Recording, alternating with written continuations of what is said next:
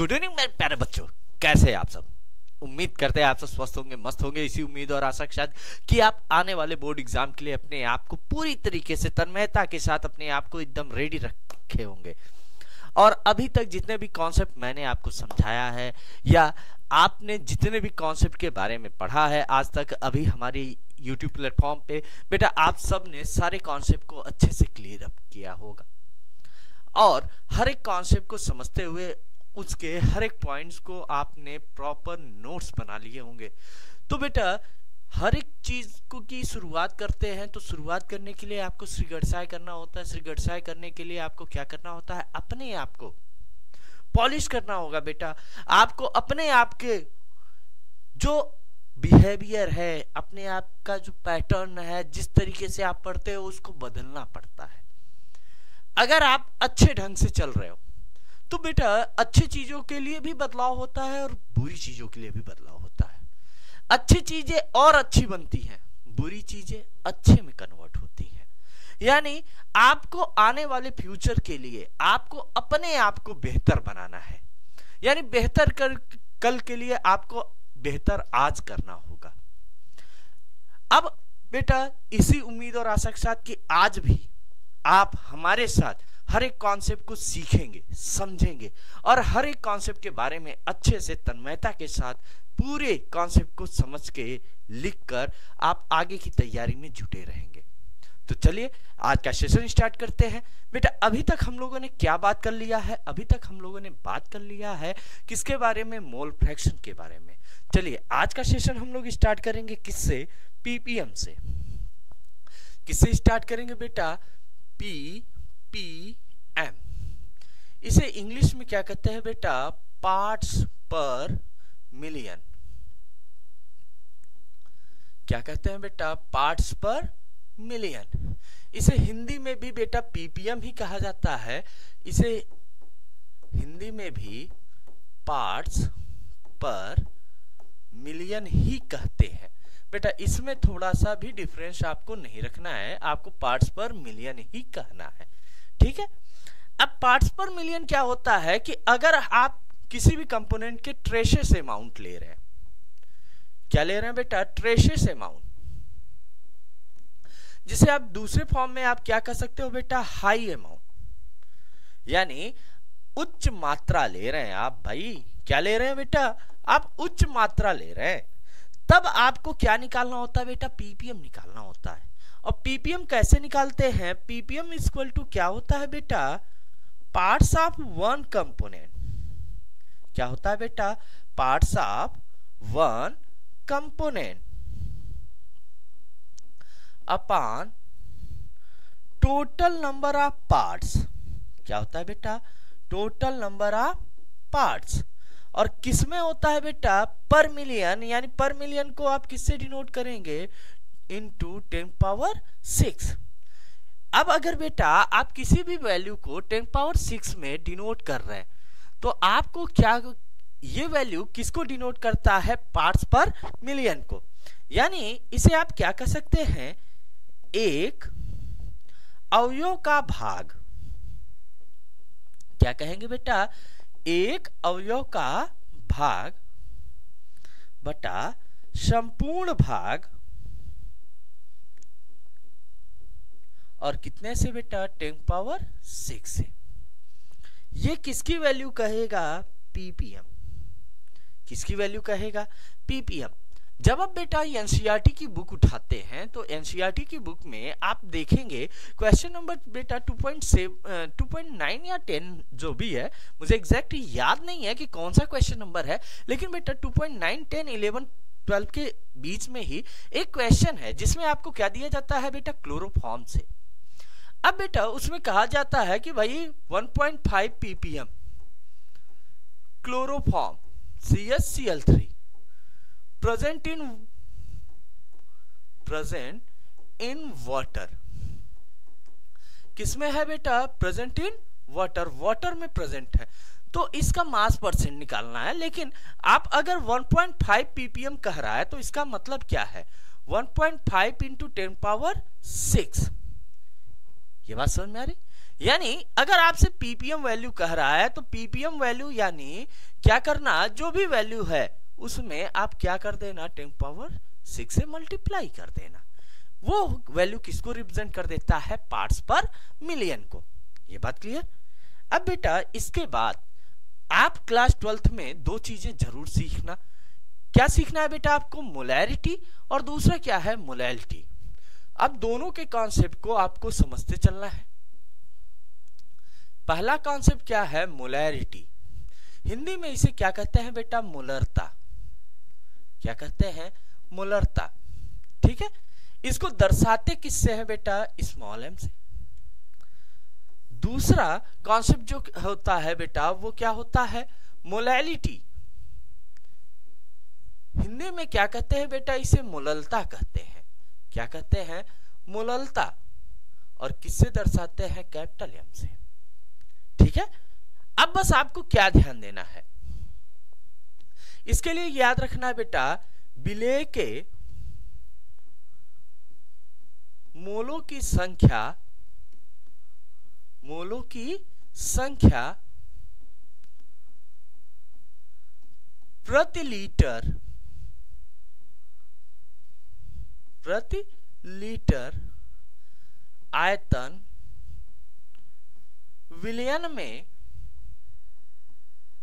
विलियन में मोलरता कहलाता है। मोलरता कहलाता है। ठीक है, अब इसे क्या कहेंगे, number of mole of solute, number of moles of solute present in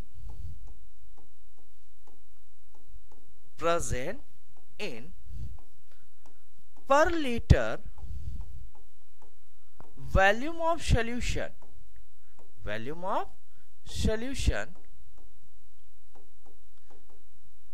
is called as molarity, is called as molarity। क्या कहलाएगा बेटा, मोलैरिटी कहलाएगा। ऐसे ही बेटा आप इसके लिए क्या याद रखेंगे, विलेय के मोलों की संख्या, विलेय के मोलों की संख्या प्रति किलोग्राम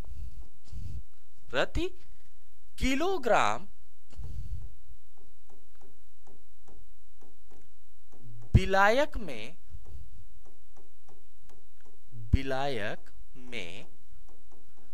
मोललता कहलाता है। क्या कहलाता है बेटा, मोललता कहलाता है। क्या कहलाता है, मोललता। ठीक है, अब बेटा इसे इंग्लिश में आप क्या कहोगे, number of moles of solute, number of moles of solute present in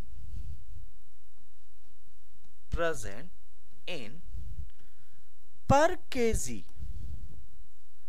solvent is called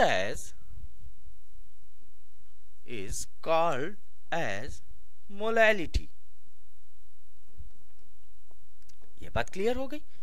अब कहने का मतलब क्या है कि अगर number of moles of solute है जो प्रेजेंट है बेटा पर केजी सॉल्वेंट में, उसे आप क्या कर रहे हो, मोलैलिटी कह रहे हो। अगर यही पर लीटर वॉल्यूम की बात हो रही है तो वो क्या है, मोलैलिटी है। ये बात क्लियर। अब जैसे ही आप ये कॉन्सेप्ट कर लेते हैं तब आपको क्या करना होता है बेटा, इसके लिए फॉर्मूले आपको बनाने होते हैं। तो सबसे पहले आपको फॉर्मूला कैसे बनाना है, मोलैलिटी इक्वल टू क्या हो जाएगा, number of moles of solute. क्या होगा बेटा, number of moles of solute, और नीचे क्या होगा, वॉल्यूम ऑफ सॉल्यूशन। क्या हो जाएगा बेटा, वॉल्यूम ऑफ सॉल्यूशन। किस में होगा बेटा, ये जरूर ध्यान देना, इन लीटर। ठीक है, लीटर में होगा। अब बेटा इसे हिंदी में क्या कहते हैं, मोलरता बराबर विलेय के मोलों की संख्या, विलेय के मोलों की संख्या बटे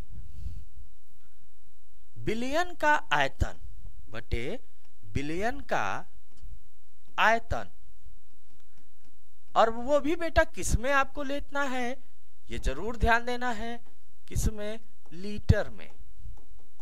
ठीक है।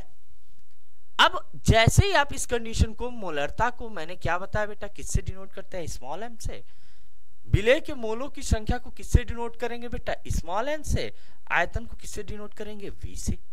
तो इसे ऐसे भी लिख सकते हैं बेटा, m equal to small N upon small capital V, किसमें बेटा, इन लीटर। और जैसे ही लीटर से आप ml में कन्वर्ट करते हो, मिलीलीटर में, तो n बाई वी इंटू 1000। ये जरूर ध्यान देना, अगर 1000 से मल्टीप्लाई हो रहा है यानी आप इसे क्या कर रहे हो, मिलीलीटर में कन्वर्ट कर रहे हो। यही कॉन्सेप्ट आप मोलैलिटी के लिए जब आप लेते हैं, किसके लिए लेते हैं बेटा, मोलैलिटी के लिए, क्या हो जाएगा, number of moles of solute, number of moles of solute upon mass of solvent, mass of solvent, किसमें बेटा, इन केजी। किसमें आप ले रहे हैं बेटा, केजी में ले रहे हैं। इसे हिंदी में आप क्या लिखेंगे, मोललता बराबर विलेय के मोलों की संख्या, विलेय के मोलों की संख्या बटे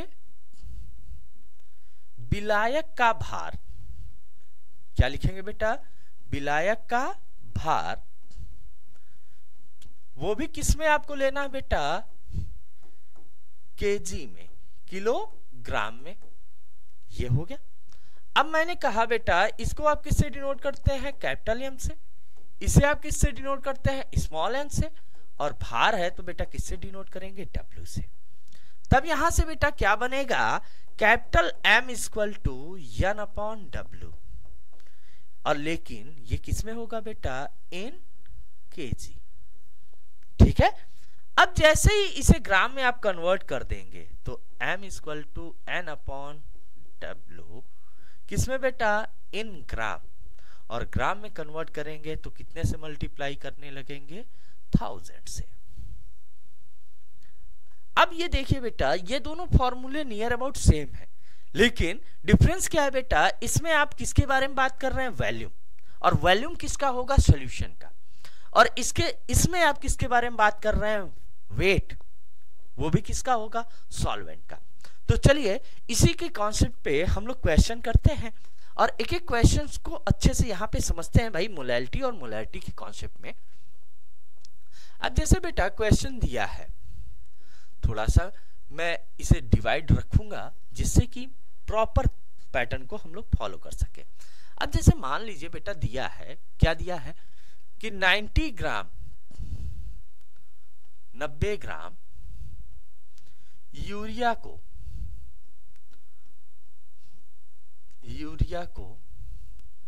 500 ग्राम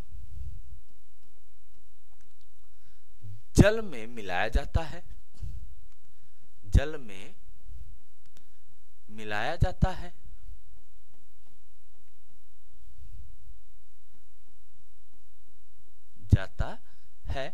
तो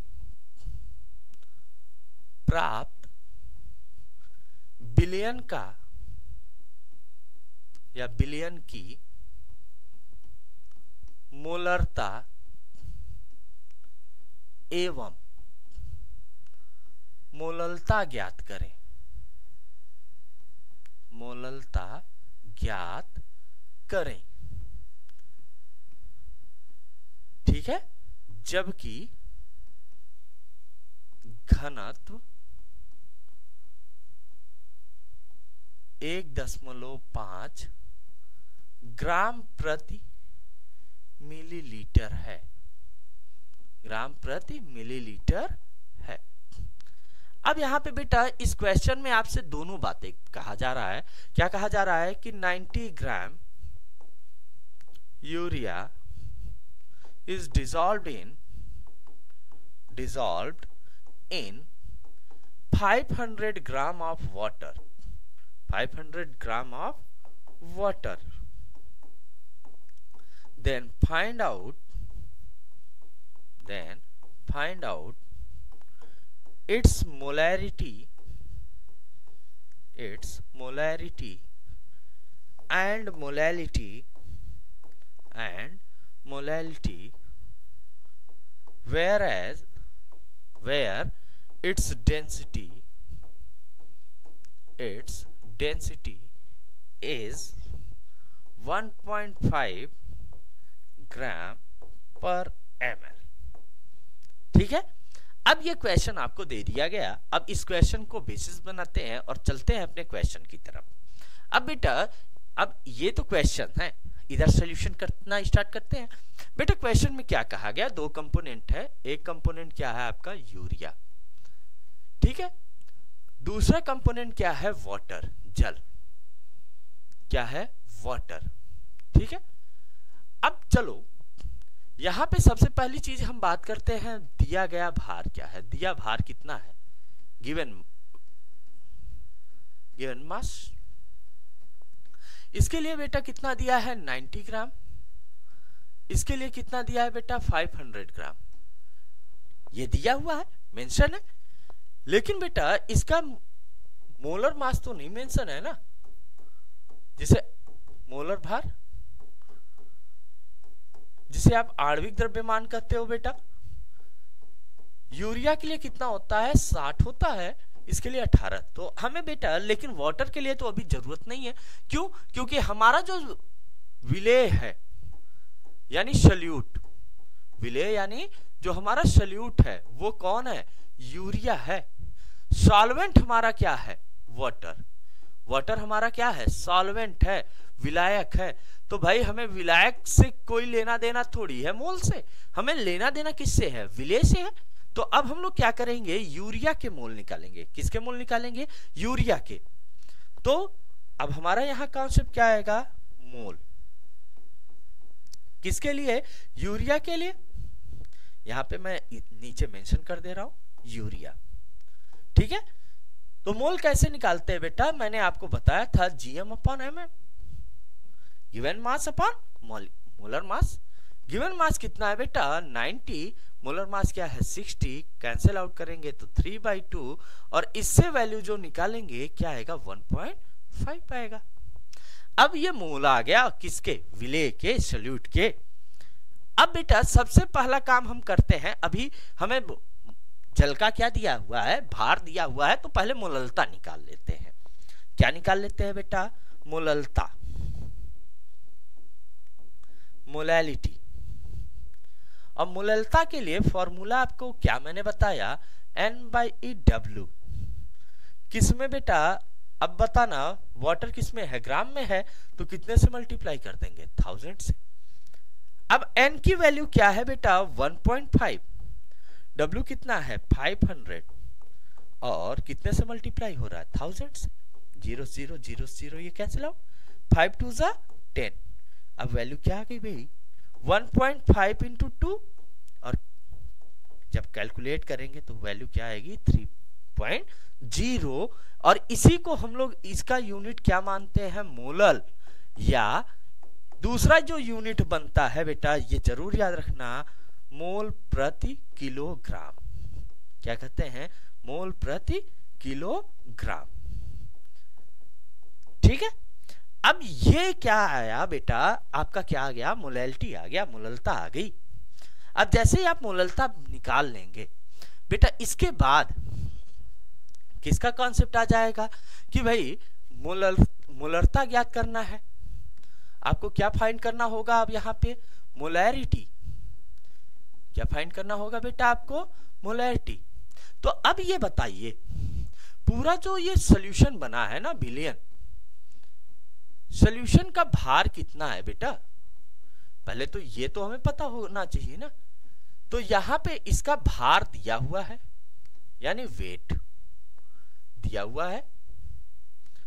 अब ये वेट कितना दिया हुआ, आप पीछे के क्वेश्चन में आके देख सकते हो कि यहाँ पे इन दोनों को मिलाने से ही तो सोल्यूशन बना है ना, तो दोनों को ऐड करते कितना आ जाएगा बेटा, 590 ग्राम। क्या आ गया, 590 ग्राम। साथ ही साथ क्या दिया हुआ है बेटा, घनत्व।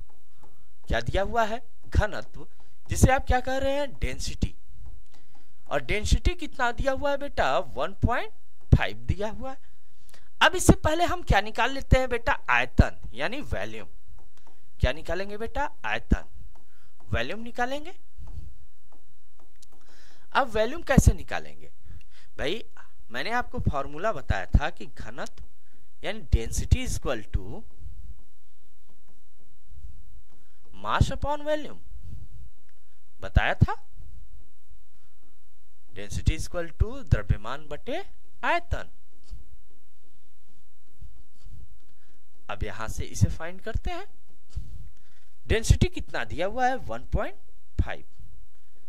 द्रव्यमान कितना है निकालना है हमें, यानी द्रव्यमान दिया हुआ है, वेट दिया हुआ है आपको।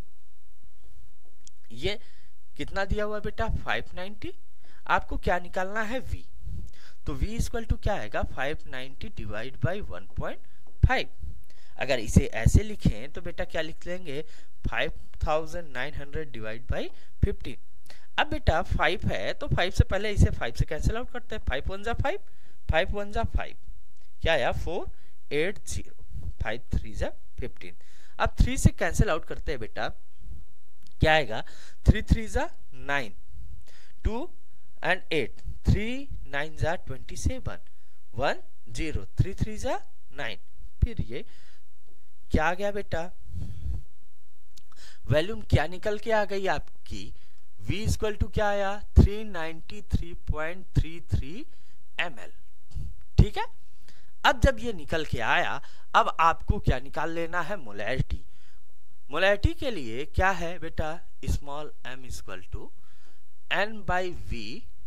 किसमें बेटा, अगर आप ग्राम में ले रहे हो, ml में, किसमें ले रहे हो बेटा आप, ml में, तो कितने से मल्टीप्लाई करना होगा बेटा आपको, 1000 से।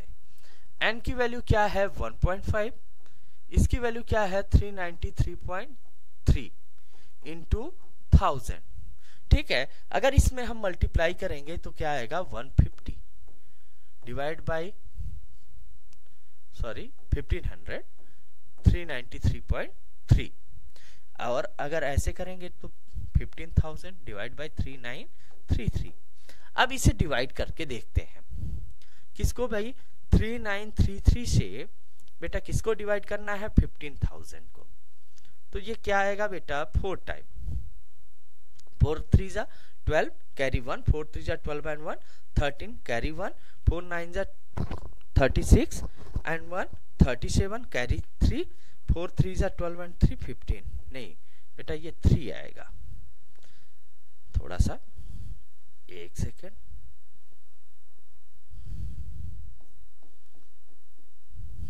थ्री से करते हैं। 3 3 जा 9, 3 3 जा 9, 3 9 जा 27 कैरी 2, 3 3 जा 9 and 2 11, 10 minus 9 1, 10 minus 9 minus 9 0, 9 minus 2 7, 4 minus 1 3, 3201। Then बेटा क्या आएगा, डेसिमल आ जाएगा, 3 4 8 8 3 जा 24, 8 3 जा 24 and 2। या बेटा ये नियर अबाउट कितना आ जाएगा, 3.8। ठीक है, तो अब क्या हुआ बेटा, यहां से जब हम आप इसकी बात करते हैं तो इसे क्या कहेंगे बेटा, मोलैरिटी है तो क्या कहेंगे, मोलर। इसका यूनिट क्या कहेंगे बेटा, मोलर। या दूसरा जो इसकी यूनिट निकल के आएगी वो क्या आएगी बेटा, मोल प्रति लीटर। क्या आएगी बेटा, मोल प्रति लीटर, मोल पर लीटर। ये एक कंडीशन आ जाएगा। ये बात समझ में आ गई। अब यहां से बेटा आपको दो कॉन्सेप्ट समझ में आ गया होगा, किसका, मोलैरिटी का और मोलैरिटी का। ये बात क्लियर हो गई। अब बेटा जब आप ये बेसिकली यही आपके क्या है, क्वांटिटेटिव एनालिसिस है, या आप कह सकते हो बेटा इन्हीं के बेसिस पे आपको न्यूमेरिकल प्रॉब्लम सॉल्व करने हैं। ठीक है, अब हम बात करेंगे बेटा किसके बारे में, जो हमारा आज का टॉपिक है बेटा वो स्पेसिफिक ही है। तो आपको आज क्या बात करना है बेटा, आप किसके बारे में, सॉल्युबिलिटी के बारे में। किसके बारे में बात करना है, सॉल्युबिलिटी। हिंदी में क्या बोलते हैं बेटा, विलेयता। क्या बोलते हैं, विलेयता। अब इसको कैसे समझेंगे बेटा, विलेयता किसे कहोगे, सॉल्युबिलिटी आप किसे कहोगे। तो बेटा सॉल्युबिलिटी का मतलब क्या है, द डिसॉल्वेशन एबिलिटी। सॉल्युबिलिटी का मतलब क्या है बेटा, द डिसॉल्वेशन एबिलिटी। डिसॉल्वेशन एबिलिटी यानी सिंपल से फॉर्म में कहेंगे घुलने की क्षमता। सॉल्युबिलिटी क्या है बेटा, घुलने की क्षमता। अब बेटा घुलने की क्षमता है ना, तो क्षमता किस पे निर्भर करती है, यानी किसमें कोई कब घुलेगा। तो घुलने के लिए आपको पहले तो ध्यान देना है डिसॉल्विंग प्रॉपर्टीज। सबसे पहला कॉन्सेप्ट आपको क्या ध्यान देना है, डिसॉल्विंग प्रॉपर्टीज के बारे में, घुलने की प्रकृति या घुलने की प्रवृत्ति के बारे में। ठीक है, अब बेटा जब आपसे ये घुलने की प्रवृत्ति के कॉन्सेप्ट के बारे में आपको समझना होगा, तो सबसे पहले आपको क्या ध्यान देना होगा, सॉल्यूट एंड सॉल्वेंट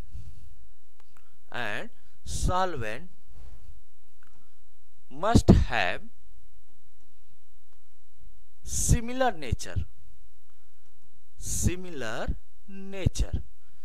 कहा यह गया बेटा कि जो सोल्यूट और सॉल्वेंट है इनके पास क्या होना चाहिए, सिमिलर नेचर होना चाहिए। यानी बेटा इसे आप हिंदी में क्या कहेंगे कि विलेय एवं विलायक के पास समान प्रकृति होना चाहिए। क्या होना चाहिए बेटा, समान प्रकृति होना चाहिए। ठीक है, अब बेटा आप जानते होंगे जैसे कुछ बच्चे होते हैं क्लास में, नए बच्चे आते हैं, नए बच्चे जैसे कुछ नालायक बच्चे होते हैं, तो वो जो क्लास के नालायक बच्चे होते हैं उनके साथ बड़ी जल्दी उनकी मित्रता होती है, जो पढ़ने वाले होते हैं उनकी पढ़ने वालों के साथ। तो ये जो मित्रता है वो क्यों हो जा रही है बेटा, सेम नेचर से ही क्यों हो रही है, क्योंकि ये जो सेम नेचर वाले हैं इनमें क्या होगी, डिसॉल्विंग प्रॉपर्टीज ज्यादा होगी।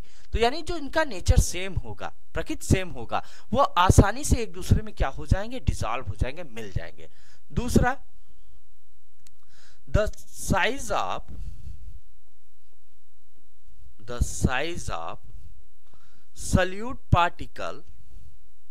solute particles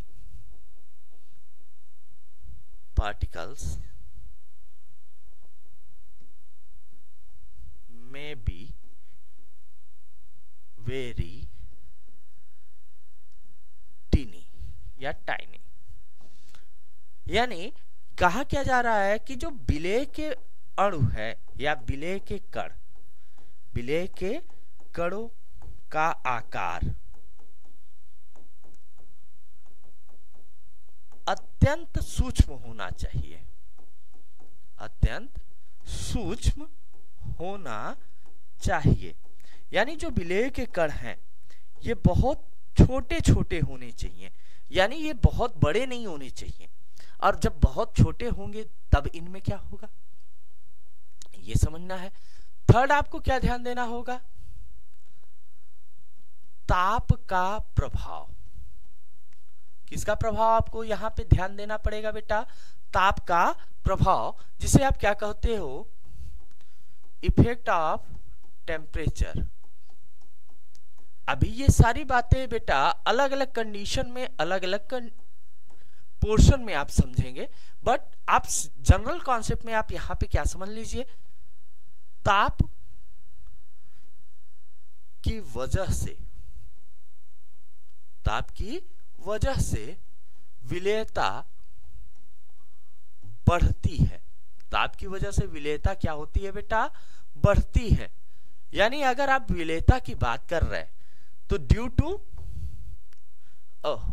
बढ़ती है नहीं बेटा, परिवर्तित होती है, ये लिखना था हमें। हाँ, परिवर्तित होती है। ठीक है, तो क्या ध्यान देना है बेटा, due to temperature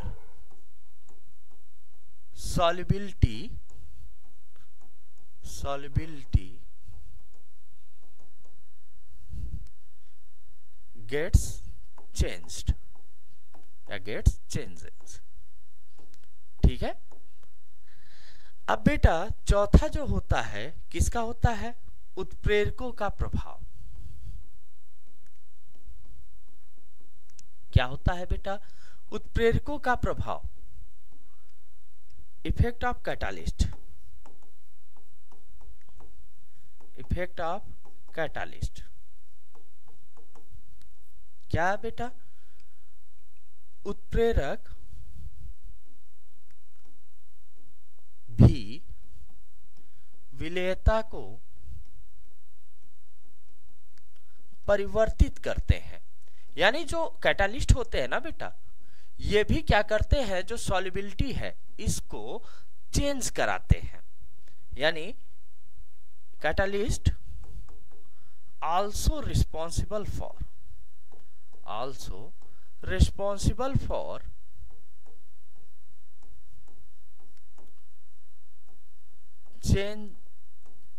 changes in solubility। ठीक है, और जो पांचवा होता है बेटा किसका, दाब का प्रभाव। दाब का प्रभाव क्या होता है बेटा, इफेक्ट ऑफ प्रेशर। इसे क्या कहते हैं, इफेक्ट ऑफ प्रेशर।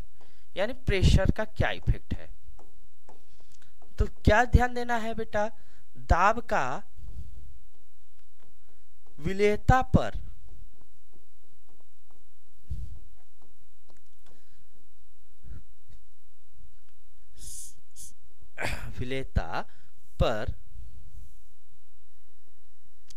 कुछ अवस्थाओं में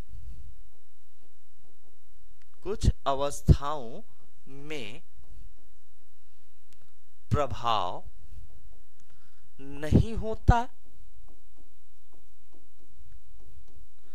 तथा कुछ अवस्थाओं में परिवर्तित करते हैं। कुछ अवस्थाओं में परिवर्तित करते हैं।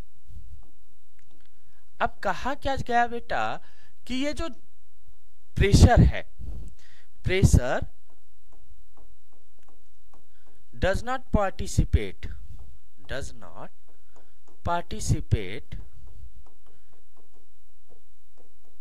changes in some condition but in different condition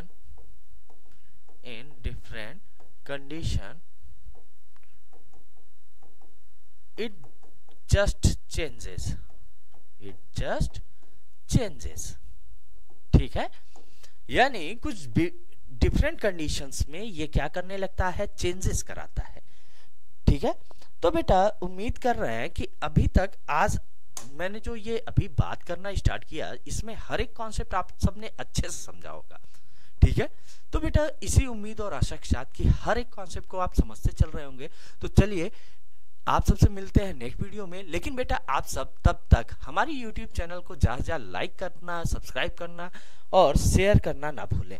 ठीक है, थैंक्स फॉर वॉचिंग।